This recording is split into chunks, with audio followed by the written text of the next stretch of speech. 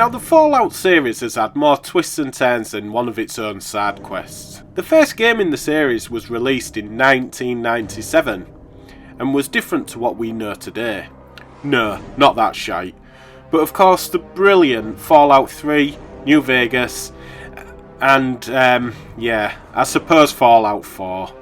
But prior to Fallout 3, the first 3 games were actually isometric turn-based RPG games developed by Black Isle Studios, a division of Interplay Studios, who of course developed some amazing games such as Icewind Dale and Planescape Torment, whilst publishing my favourite game ever, Baldur's Gate 1 and 2, and the Baldur's Gate Dark Alliance games.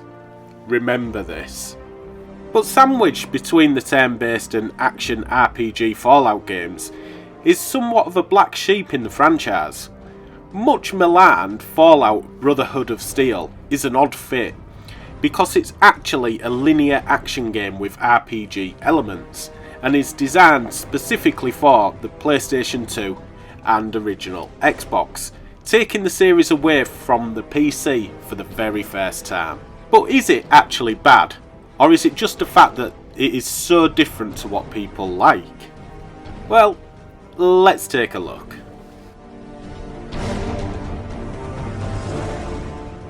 The game allows you to pick one of 3 playable characters, Kane, Cyrus, or Nadia, who have recently joined up with the Brotherhood as new initiates.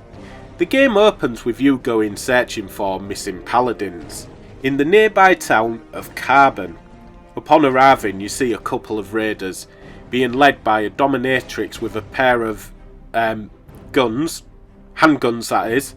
Anyway, your first job is to rid the local bar of raiders and save the owner, Armpit. Once that is done, so starts your journey for information on the missing paladins.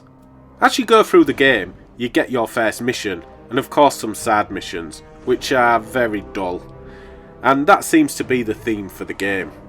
An example is that your first mission from the Mayor of Carbon is to clear a warehouse of a load of rad scorpions, that starts off with you killing 25 of the buggers. Once that is done, you go back to your mayor, and nothing. So despite the fact a message flashed up to tell me I had killed the last enemy, I thought I'd go back and double check, and guess what?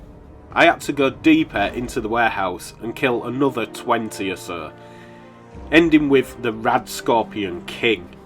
Now okay, it's not a big deal, only with the size of the areas it quickly becomes a boring and monotonous hour or so of gameplay.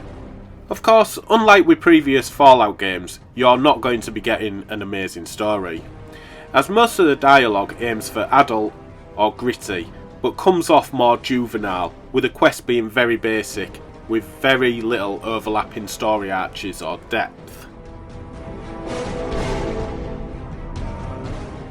The first thing you will notice is just how little the graphics have actually improved in the 7 years since the release of the first Fallout game.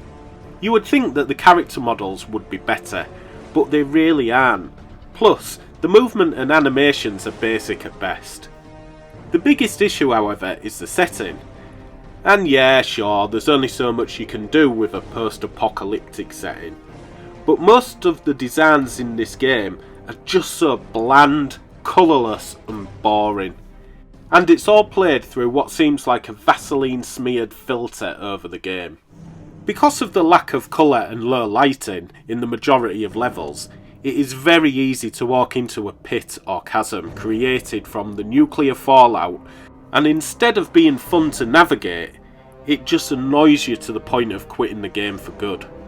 The cutscenes are okay, but again, nothing to get excited about, except maybe, not sure that's an appropriate attire for a post-apocalyptic wasteland, but then maybe it's just symbolic of how unfinished this game actually feels. Using a game engine created by a company named Snowblind, which powered the popular Baldur's Gate Dark Alliance games, Brotherhood of Steel feels very familiar and retains the Diablo-style gameplay from the Dark Alliance and D&D hero games. However, something seems off with the gameplay, because with the Dark Alliance games, they seemed refined and worked for the subject at hand. I also think that with the Dark Alliance games, you had a larger range of weapons and magic spells that kept the game fresh and interesting throughout. You can pick one of 3 different starting characters that each have their own individual benefits. Cyrus is a big and strong brute who can use heavy weapons.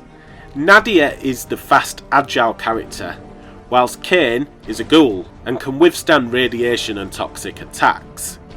This is all fine and dandy, but with the lack of characters and real unique qualities, it really hampers any enjoyment you would have with multiple playthroughs. Attacking on Brotherhood of Steel is absolutely woeful. The game, unlike the Dark Alliance releases, features guns, and this could have been so cool, but due to the battle mechanics being clunky, it strips out any enjoyment. It utilises a lock-on mechanic which you can activate by pressing and holding the right trigger. This then targets the enemy for you to accurately shoot, in theory. You see, you end up locking onto random enemies, which is really frustrating when there's a gang, because you could end up locking onto someone to the side of you, which if you are moving at the same time, then means you will turn and leave yourself exposed, or worse still, you'll fall into a pit. What's the answer then? Well, naturally you would equip a baseball bat and swing for your life, and for the most part it does work better.